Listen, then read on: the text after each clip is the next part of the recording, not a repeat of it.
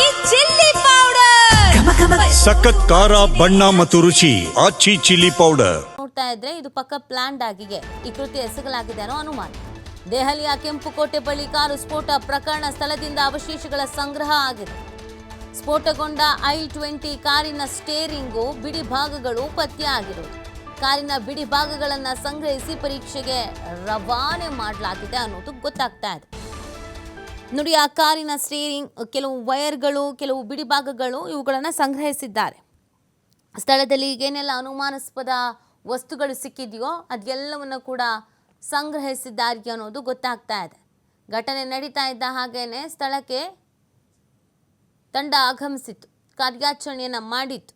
ಅಕ್ಕಪಕ್ಕದಲ್ಲಿ ಅನುಮಾನಾಸ್ಪದವಾಗಿ ಓಡಾಡಿದವರನ್ನು ಸೇರಿದಂತೆಯೇ ಅನುಮಾನಾಸ್ಪದವಾಗಿ ಸಿಕ್ಕಂಥ ವಸ್ತುಗಳನ್ನು ವಶಕ್ಕೆ ಪಡ್ಕೊಂಡಿದ್ದಾರೆ. ಪ್ರತಿ ಒಂದನ್ನು ಕೂಡ ವಶಕ್ಕೆ ಪಡ್ಕೊಂಡಿದ್ದಾರೆ.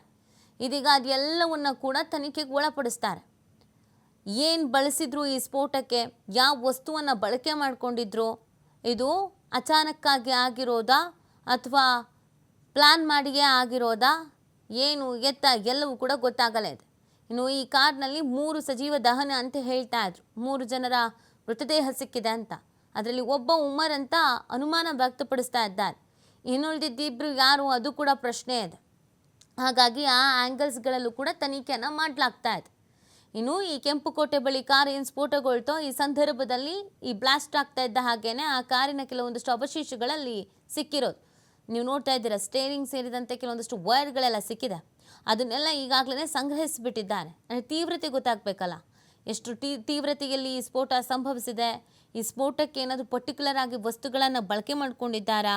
ಯಾಕಂದರೆ ಈ ಸ್ಫೋಟದ ವಸ್ತುಗಳನ್ನೆಲ್ಲ ವಶಕ್ಕೆ ಪಡ್ಕೊಂಡಿದ್ದು ಇದೆ. ಅವತ್ತಿನ ಬೆಳಗ್ಗೆ ಒಂದು ಟೀಮನ್ನೇ ವಶಕ್ಕೆ ಪಡ್ಕೊಂಡಿದ್ರು.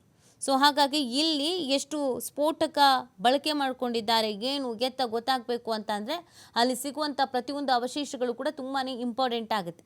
ಅದೆಲ್ಲವನ್ನು ಇದೀಗ ಪೊಲೀಸರು ಸಂಗ್ರಹಿಸಿಟ್ಕೊಂಡಿದ್ದಾರೆ. ಅದರ ಆಧಾರದ ಮೇಲೂ ಕೂಡ ತನಿಖೆಯನ್ನು ಮಾಡ್ತಾ ಇದ್ದಾರೆ. i20 ಕಾರಿನ ಸ್ಟೇರಿಂಗು ಮತ್ತು ಬಿಡಿ ಭಾಗಗಳು ಇವೆಲ್ಲ ಪತ್ತೆ ಆಗಿದೆ.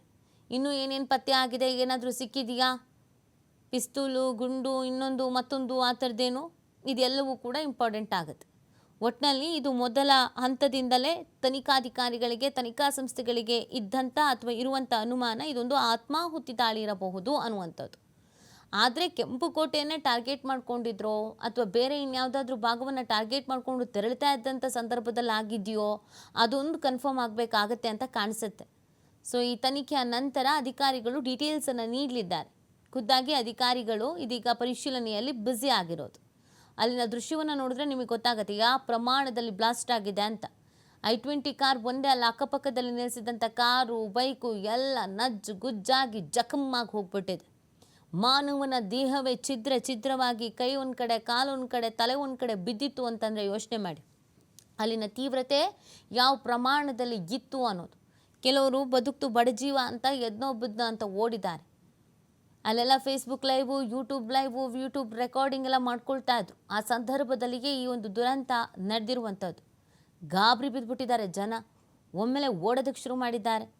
ಅಲ್ಲಿನ ಮೃತದೇಹಗಳನ್ನು ನೋಡಿದ್ರೆ ನಿಜವಾಗ್ಲೂ ಕೂಡ ಭಯ ಆಗತ್ತೆ. ಈ ಪ್ರಕರಣ ನಿಜವಾಗ್ಲೂ ಬೇಕು ಅಂತಲೇ ಮಾಡಿದಂಥ ಕೃತ್ಯನ ಅನ್ನೋದು ಅನುಮಾನ. ಯಾಕಂದರೆ ಇದು ಜನನಿಬಿಡ ಪ್ರದೇಶ. ಹೆಚ್ಚಿನದಾಗಿ ಜನರು ಇಲ್ಲಿ ಓಡಾಡ್ತಾ ಇರ್ತಾರೆ. ಅದಲ್ಲದೆ ಹೇಳಿ ಕೇಳಿ ಸೋಮವಾರ ಎಲ್ಲ ಆಫೀಸ್ ಮುಗಿಸ್ಕೊಂಡು, ಕಾಲೇಜ್ ಮುಗಿಸ್ಕೊಂಡು, ಶಾಪ್